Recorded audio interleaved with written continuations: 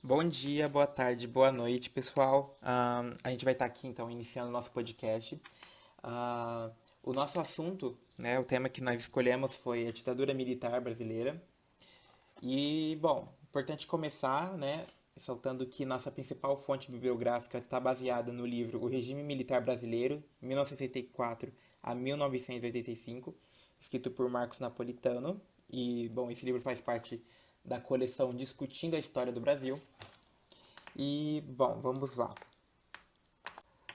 Bom, a gente vai estar falando então sobre a ditadura militar brasileira, né, que é de 1964 a 1985, mas, obviamente, começar um pouquinho antes, né, até chegar nesse ponto do golpe, onde se inicia a ditadura. Será que você, Matheus, poderia começar falando então um pouco sobre as nuances desse cenário, né, histórico e como se deu esse golpe? A queda de Getúlio Vargas em 1945 marcou a redemocratização no país, com o fim do Estado Novo. E a partir disso surgiram partidos políticos que teriam, naquele momento, até a década de 1960, uma grande importância. Os partidos que surgiram foi a União Democrática Nacional, que reunia grande parte dos opositores de Vargas, o Partido Social Democrático, né, que era um beneficiário da máquina política do Estado Novo, e finalmente o Partido Trabalhista Brasileiro, o famoso PTB, que era formado a partir da base sindical controlada por Vargas. Um jogo intenso de forças tentava manter-se no poder entre os anos de 1950 a 1960, e por isso, nesse período, não foram poucos os momentos de crise em que ameaças de golpe foram ventiladas. E junto a esse cenário de instabilidade interna, deve se somar o quadro mundial dominado pelo tenso clima da Guerra Fria, né, marcado por Estados Unidos, União Soviética, e do qual o Brasil não escapava. Após a Segunda Guerra Mundial, surgiram alguns termos para poder classificar os países. Por exemplo, o primeiro mundo era constituído pelos países capitalistas mais prósperos, né? O segundo mundo eram os países socialistas. E por fim também tinha um terceiro mundo que ainda desejava conquistar o desenvolvimento econômico autônomo, por uma via alternativa a essa polarização da época, né? E dentro desse cenário de conflitos políticos, somou-se um quadro econômico preocupante em 1961, ao final do governo de Juscelino Kubitschek. Por exemplo, baixas taxas de crescimento econômico, a crescente inflação, muitos esquemas de corrupção vindo à tona. Então, naturalmente, o resultado disso foi o aumento das tensões sociais. E não bastassem esses problemas, o presidente Jânio Quadros, que foi eleito em janeiro de 1961, não aguentou toda essa pressão. Ele era um cara que achava que o seu carisma ia ganhar o povo, mas ele não negociava com as classes políticas. Então, ele não aguenta a pressão, ele renuncia 8 meses após sua posse. E como determinava a Constituição, o vice-presidente que deveria assumir, e o vice-presidente era João Goulart, e não tinha um projeto político semelhante ao de Jânio Quadros. Então ocorre que Goulart, né, o Jango, ele era o principal herdeiro do varguismo. E ele era visto com muita desconfiança por parte da elite.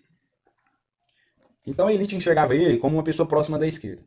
E o setor conservador do país, a classe política conservadora, através de uma manobra, impede o Jango de assumir a plenitude do poder. Ou seja, as forças que um presidente tinha, ele foi impedido de exercer, porque o Congresso determinou que ele deveria seguir aí o parlamentarismo. Então se muda as regras políticas no momento em que Jango assume. Mas em 1963, um plebiscito realizado aí com a população restitui ao presidente a força do comando do governo. E nesse momento, as expectativas transferiram-se para quem? Para Jango. Né? Ele assume aquela plenitude do poder novamente. E a sua ideia-chave era fazer reformas de base, era o plano trienal principalmente, né, que buscava incentivar o desenvolvimento econômico e domar a inflação. O plano pretendia atender a todos os interesses, mas a verdade é que não agradou a ninguém, todo mundo ficou puto com ele.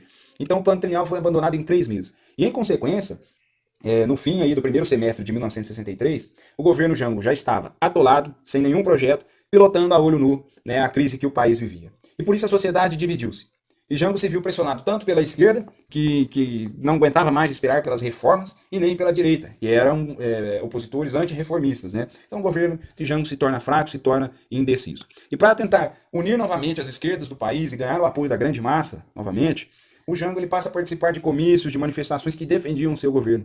Mas em resposta a isso, em 19 de março de 1964, a oposição organizou uma manifestação conhecida como Marcha da Família com Deus pela Liberdade, contra as medidas que vinham sendo tomadas por Jango e que no imaginário dessas pessoas, desses opositores, caso se concretizasse todas essas reformas de Jango, poderia levar o país ao comunismo. Né?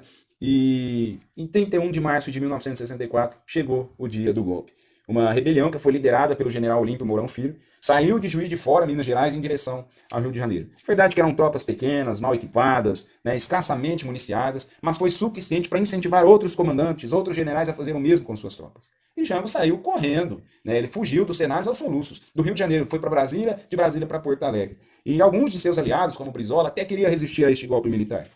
E tem que se falar que eram consideráveis as forças que dispunham à esquerda. O Jango ainda era muito popular, né? Mas a derrota não estava escrita em nenhum livro sagrado, as esquerdas tinham meios para se defender, entretanto não foram aí acionadas. Eles aguardaram ordens de Jango para que essa resistência acontecesse. Mas ele estava apavorado, ele estava horrorizado com uma hipótese de uma guerra civil no Brasil. Então ele decidiu nada decidir e saiu da história pela fronteira com o Uruguai, né? Asilando-se em Montevidéu.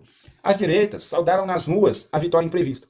Uma grandiosa marcha da família com Deus pela liberdade aconteceu no dia 2 de abril de 1964. Reuniu ali centenas de milhares de pessoas e eles comemoraram o sucesso do golpe e festejou aí a derrocada de Jango, a vitória dos contra-reformistas, né, em cima dos reformistas e da liberdade, da marcha aí com Deus pela família sobre o possível comunismo que eles imaginavam. E sem saber ainda o que ia acontecer, o país ingressara numa longa ditadura, da qual os meus colegas vão falar em breve. E vale lembrar também, né, que para legitimar o golpe, os militares passaram a publicar decretos de força constitucional, conhecidos como os atos institucionais.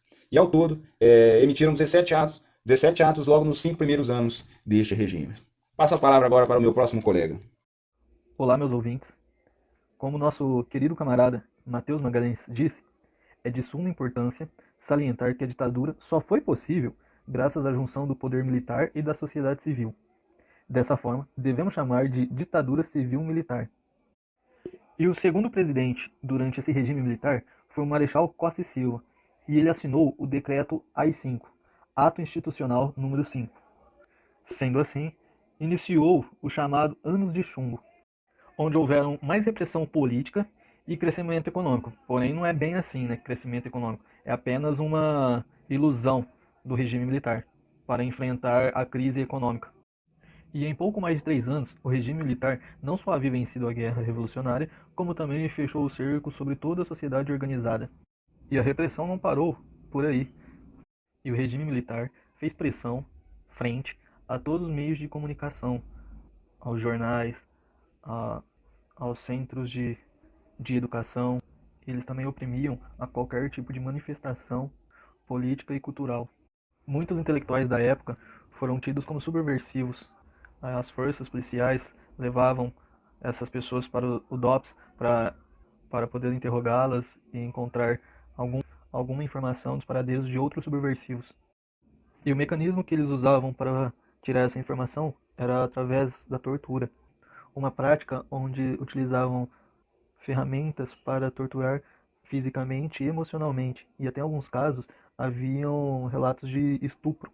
Essas práticas eram feitas para tirar informações e também para desmoralizar a pessoa para que ela não voltasse a querer ir contra o regime militar. E o único lugar que o regime não conseguiu fazer com que sofressem algum tipo de repressão fosse a instituição católica, pelo fato de ser pertencente a uma instituição maior, que seria, no caso, o Vaticano. Dessa forma, a esquerda uniu com a igreja para conseguir um local onde eles pudessem articular para poder enfrentar o regime civil-militar. E assim foi de suma importância a igreja tomar uma posição política para ajudar toda a população que estava sendo perseguida, já que a igreja demonizava qualquer tipo de ato de violência contra os seres humanos.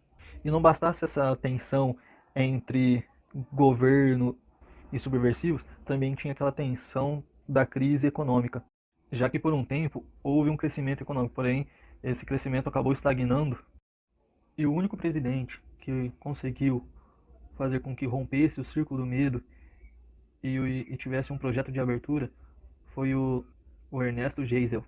Ele pretendia abrir gradualmente os espaços para que a economia voltasse a fluir, pois estava sendo pressionado pelas elites, pelos empresários e pela imprensa, que estavam ligados aos trabalhadores, que queriam ter voz ativa na política e representação, pois a inflação estava crescente e os seus salários ainda eram poucos. E o governo estava sendo pressionado também pelo regime, já que estavam perdendo as forças de repressão contra a sociedade. Muito obrigado, Matheus e Davi. E é curioso que, Davi, você terminou a sua fala falando, né, o governo está, de certa forma, perdendo suas forças, né? O governo militar está perdendo suas forças de repressão em relação à sociedade. E eu acho que quem vai poderia estar ajudando a gente bastante nesse ponto, de estar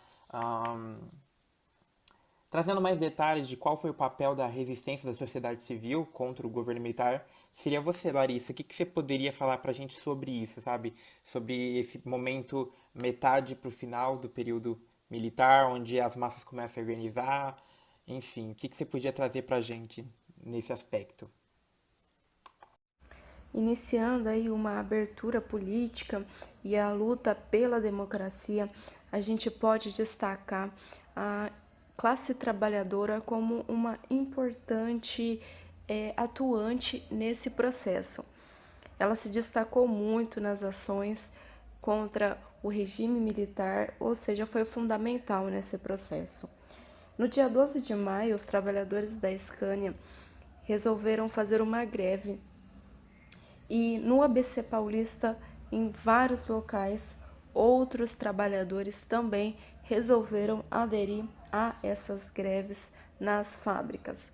O que eles reivindicavam?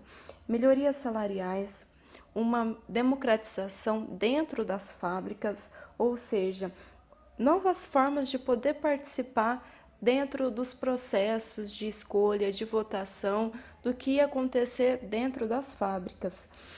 Essas greves, né, essa forma de protesto, na verdade, se tornou uma nova perspectiva de luta contra o regime militar, né? Porque eles trazendo as questões de dentro da fábrica, questões relacionadas à democracia, à participação, dessa forma trazia uma nova perspectiva, uma nova cara para a luta contra o regime militar.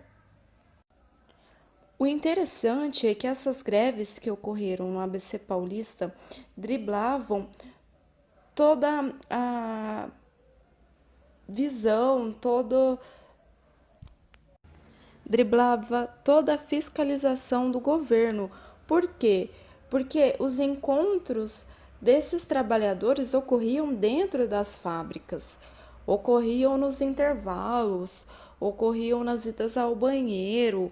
Então, nesse sentido, o governo resolveu atualizar uma lei contra a greve para poder agilizar melhor todo o processo de censura, todo o processo de coibir as greves no interior das fábricas, de todas as greves dos trabalhadores em geral. Só que mesmo com essa lei, o movimento se ampliou ainda mais, mesmo sendo considerado ilegítimo pelo TRT. Grupos de esquerda e todo o sindicalismo oficial que era relacionado ao Vargas, um sindicalismo varguista, apoiaram todas essas greves. E nesse sentido, a greve acabou tendo um caráter democrático, né? Aí, no sentido de ir contra uma centralização, sendo esse movimento então descentralizador, muito interessante. A partir dessas greves, no interior das fábricas começaram a surgir lideranças. Uma dessas lideranças, muito famosa, aliás, atualmente, foi Luiz Inácio Lula da Silva. Ele começou a surgir com os seus discursos no interior das fábricas. Toda essa greve, todos esses movimentos começaram então a influenciar também movimentos sociais dentro de bairros, né, propriamente criados em bairros, juntamente com a classe trabalhadora, começaram a exigir então liberdades aí, democráticas, liberdade de opinar, liberdade de participar das decisões do governo, e para isso então era necessário lutar. Para exigir todas essas mudanças, era necessário não somente falar, mas sim lutar por justiça, pela participação dos trabalhadores. Passando um tempo aí, outra greve no ABC Paulista eclodiu, e essa greve estava mais organizada. Porém, o governo e os donos da fábrica já sabiam o que fazer. Como sempre, os trabalhadores exigiam melhorias salariais e é claro que o governo não queria permitir um movimento que indiretamente ou diretamente fosse contra as decisões. Então o governo não aceitou e a partir disso os fabricantes resolveram cortar o salário dos grevistas. Porém, a greve acabou durando aí 14 dias e sim, 150 mil operários aderiram à greve. Lula até então realizou uma fala naquele momento muito famosa, dizendo que se o movimento grevista era político no sentido deles irem a favor de seus direitos, então sim, a greve era política, né? Se ser a favor dos seus direitos, de ir atrás, de querer o mínimo de igualdade, então sim, essa greve era política. O governo então resolveu amadurecer. Então ele interveio federalmente no sindicato, destituindo todos os organizadores do movimento. Porém, isso não fez com que o processo de luta parasse. Em São Paulo, os grevistas estavam pedindo o fim dessa intervenção federal dos sindicatos e uma abertura para negociações. Em São Bernardo, uma assembleia acabou se tornando uma passeata, indo até a Praça Matriz. Nessa praça teve uma cena muito marcante e a partir desse acontecimento teve o registro de uma foto desse movimento, do que estava acontecendo, que ficou super famosa, né? Numa dispersão dos trabalhadores com gás, né? Houve essa foto e no instante que ela foi tirada, os trabalhadores estavam sendo dispersados por conta de um movimento, de um ato que eles fizeram, né, que eles resolveram escrever a palavra democracia com os próprios corpos. Então veio a polícia e dispersou todo mundo. O interessante é que até a igreja apoiava esse movimento, então até grupos sociais saíam dali e todo esse movimento grevista tinha apoio das entidades, da entidade civil, mas infelizmente os patrões não cederam e fim de março a greve acabou. Porém, no dia 1º de maio, no Dia do Trabalhador, houve a Missa do Trabalhador que reuniu 30 mil pessoas, sendo operários, artistas, transeuntes, enfim, 30 mil pessoas em São Bernardo do Campo. No estádio Cico Euclides, teve aí 100 mil pessoas reunidas e esse ato acabou se transformando em um protesto, é claro, contra o regime. Em São Paulo, houve a tentativa de greve, dos próprios bancários, que resultou até em um motim. Então, teve office boys, indivíduos em geral, transeuntes, bancários, trabalhadores em geral, estavam enfrentando uma tropa de choque. Então, teve uma reação em cadeia, sim, que vários movimentos nesse intuito de greve se espalharam por diversas capitais brasileiras, e todas contra o regime e também sempre reprimidas através de policiais, enfim, sempre reprimidas. Passado algum tempo, em março de 1980, ocorreu mais uma greve dos metalúrgicos em São Bernardo. Foram 41 dias de greve e o governo, sim, ele reagiu, ele coibiu, reprimiu, tanto juridicamente, tanto através da polícia. A greve, mais uma vez, foi considerada ilegal pelo TRT, pelo Ministério do Trabalho. Porém, o interessante é que 130 mil trabalhadores participaram dessa greve, a entidade civil, a entidade religiosa também apoiaram, E o que esses metalúrgicos estavam pedindo? Estavam pedindo uma estabilidade de 12 meses no trabalho, além de 7% de ganho pela produtividade, que eles também tinham uma participação. Porém, foi recusado novamente, tanto pelo governo, tanto pelos empresários. Então, basicamente, houve um ensaio de uma greve geral contra o regime militar, né, lutando aí pela democracia.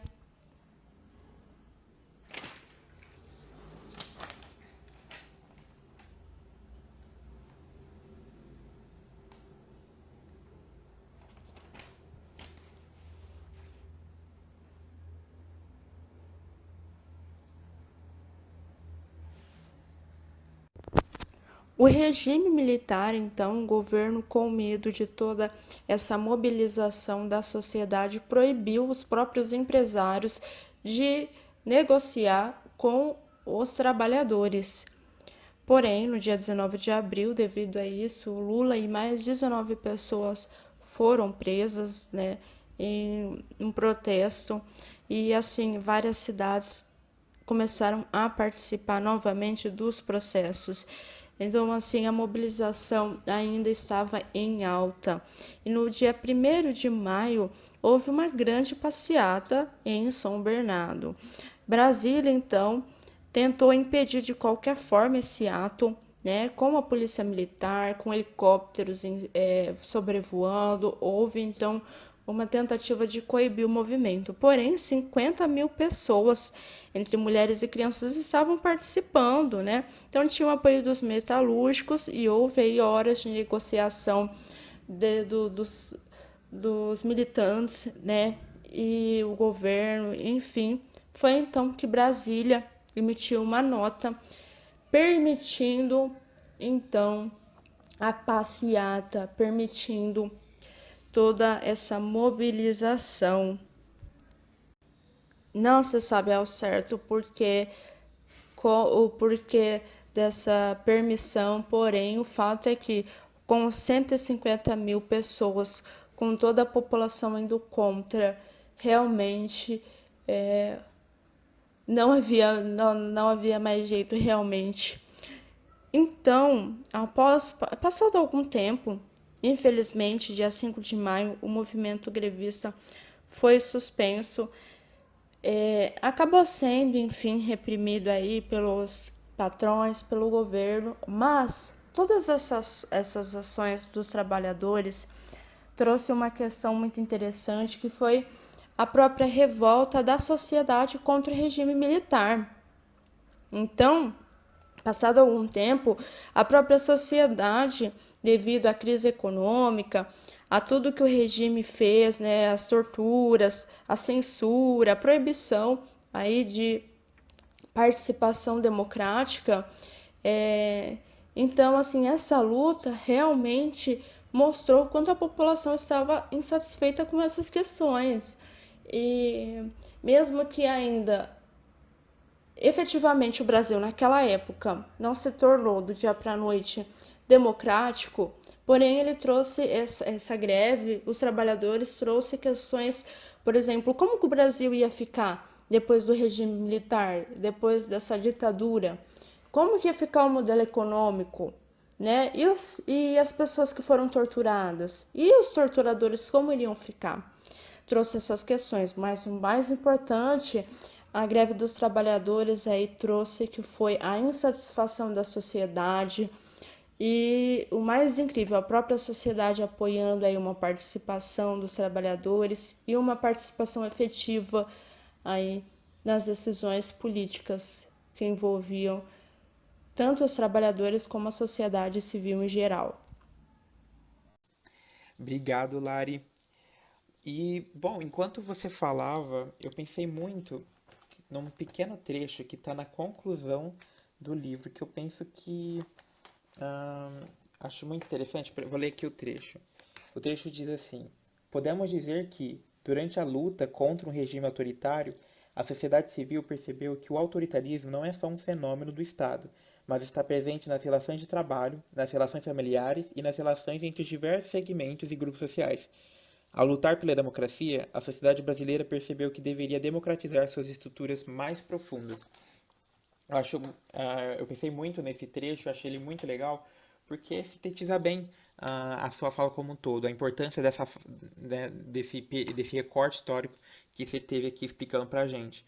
Porque é onde está focando na importância da mobilização da classe trabalhadora, das massas, nesse período final da ditadura, né? O quanto foi importante essas greves, essas movimentações para enfraquecer o regime militar. Não tem como a gente falar de exatamente tudo sobre o regime militar, porque seria uma discussão de horas e horas e a gente está num podcast de minutos.